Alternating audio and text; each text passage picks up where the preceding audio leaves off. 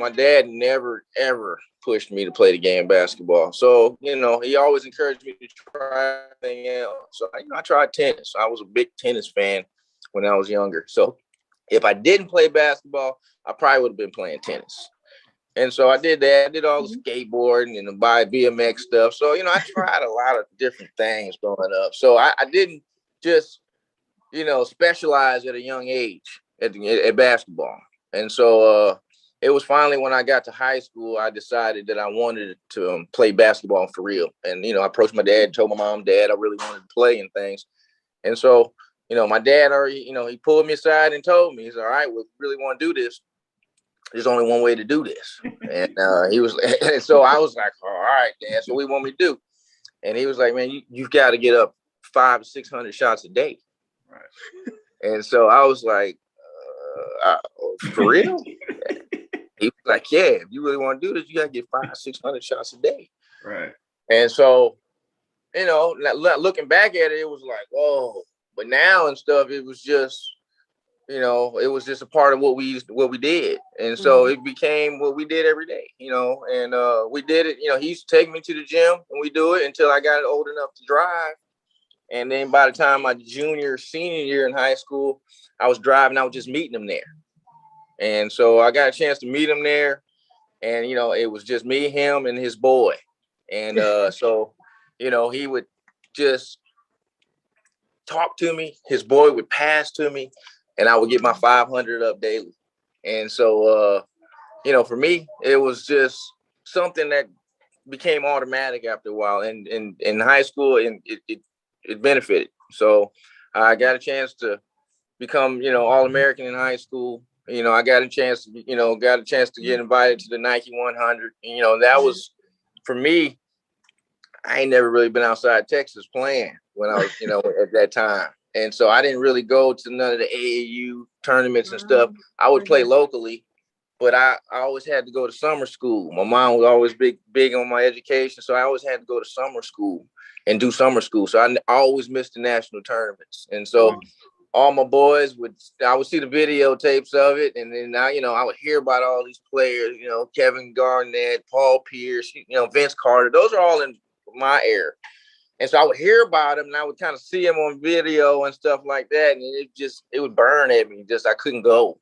And so finally, my junior summer, my mom granted me, I got invited to the Nike Top 100 in Chicago. And so my mom was like, all right, you can go to that. But I had to make it up later on with summer school. So I did. But I actually had a chance to go out there. I had a great time. I was in awe by the players that were there. It was, Paul Pierce, those guys, Kevin Garnett, Ronnie Fields.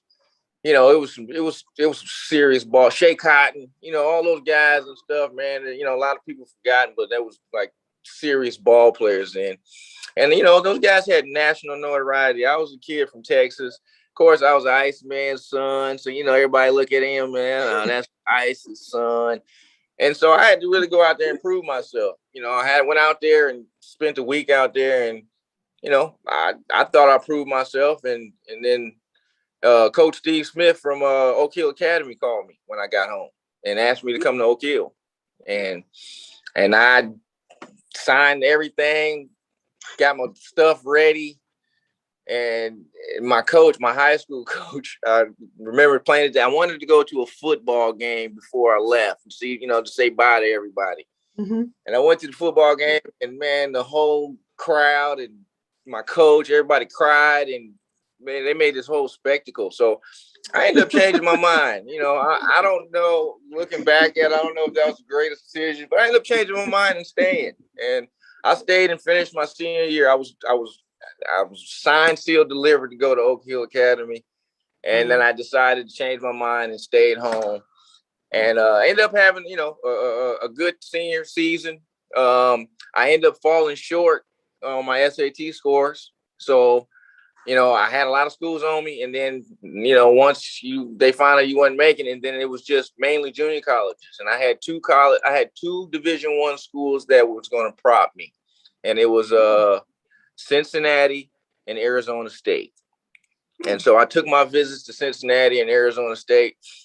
And Cincinnati, just coming from Texas, Cincinnati was a little different for me. It was cold.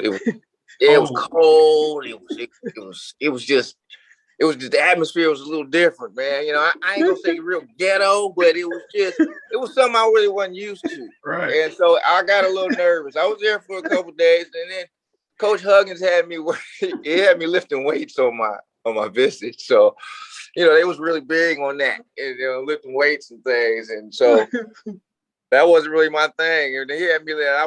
They scared me to death. And so my next visit was Arizona State. And so I went to Arizona State. The sun was shining. They was out there, they had the girls out front playing volleyball, and they had all kind of palm trees. It was a different scene. So I fell for it. And I ended up going to Arizona State. And so I actually sat out a year at Arizona State. And then I played the following year.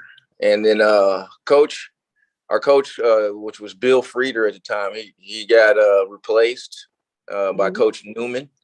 And I ended up, I figured I wanted to go a little closer to home. And so I went on ahead and I came back to, actually I went to Houston and I went to San Jacinto Junior College. And so I had a year at San Jacinto Junior College. They was coming off just losing the national championship. So the team was already loaded when I got there. I mean, we had some players when I got there. And so, I was just really wanting to come home and just try to fit in. I didn't want to come in and try to take over or anything. And so I remember I drove up to the school. It's different. I'm coming from D1. I'm going to junior college. So it was like I felt like I was going to high school. And so I pulled up to the school, and we were in like a little classroom where Coach wanted to meet all the players. And I was late because I couldn't find the school. And so I finally got there. So I walk in the classroom and, kind of excuse me, hey, fellas, what's going on? And I just remember everybody was looking at me like, and I was like, okay, what did I do? And, it was it's pure competition when you get to junior college. So, it kept me on my toes, and those guys were really good players. So, I had to kind of earn my way. Coach told me he wasn't going to give me anything. And, a lot of those guys knew I came from Division I, and that's where those guys were trying to go. So it was competition, which was great, for the team. We ended up really loving each other by the season's end. We had some great battles.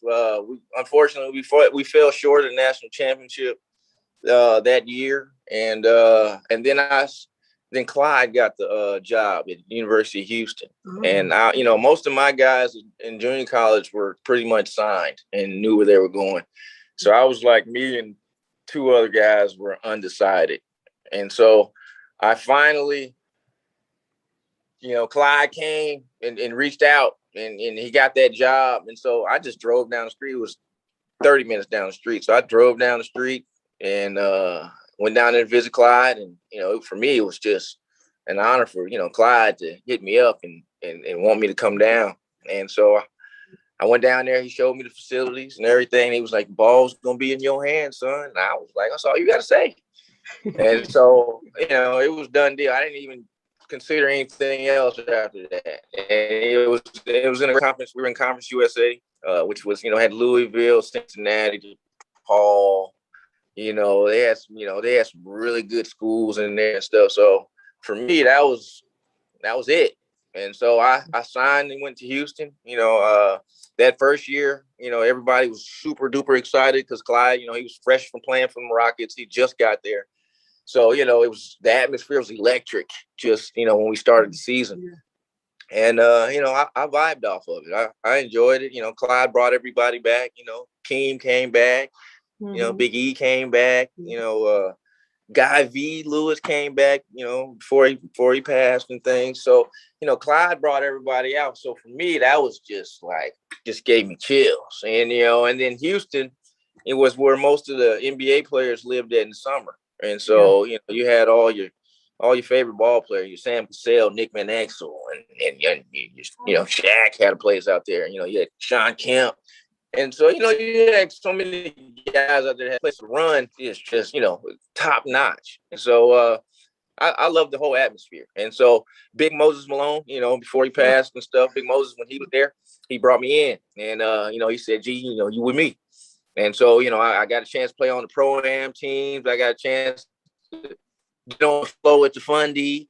I got a chance to do a whole lot of things because Big Mo, he had a pass for me. But, I felt like I held my own. It made me a better ball player. I got a chance to play against Sam and Nick Van and those guys and stuff on a daily basis. So it just sharpened my game. So for me, it helped me translate when I got to college. And, I ended up becoming that first year I led the conference in scoring and assists and 3-point percentage. And then my second year, I ended up doing the same. And so, I felt like I had a successful college career. Clyde was a big supporter of me. He really pushed me, really challenged me. I learned a lot from him, on and off the court, just asking him questions on the plane or things like that. And so for me, I just really wanted to vibe off, his professionalism, man, because, he was still smooth. He was just out the NBA. I used to watch him in the airport, just see where he'd go and stuff. He didn't never know, but I was, I studied guys and stuff. So, like, and just kind of backtracking, I got a chance when my dad finished his NBA career with the Bulls. I got a chance to hang out with Michael Jordan because Michael Jordan got hurt and he broke his foot. And so they brought my dad in to Chicago. And so, and then when I got to Houston, when Mike was retiring, he invited me to come play in this celebrity game. And, and so I got a chance to do that, man. So I had a chance to kind of learn from some guys, that, not everybody was going to get a chance to learn off of. And so, I kind of use that now and use that knowledge that I absorbed from, Clyde, Big Moses, Calvin Murphy, all those guys were around, man. And I try to use all that wisdom and, and try to bottle up and try to use it for the next generation and kind of let them guys know, that, this is not stuff this is stuff that I've learned from some of these pros, man, some of these guys that have had great careers and just great people. And, and so, I try to use all the stuff that I've learned coming up and try to, put forth to it now as a man.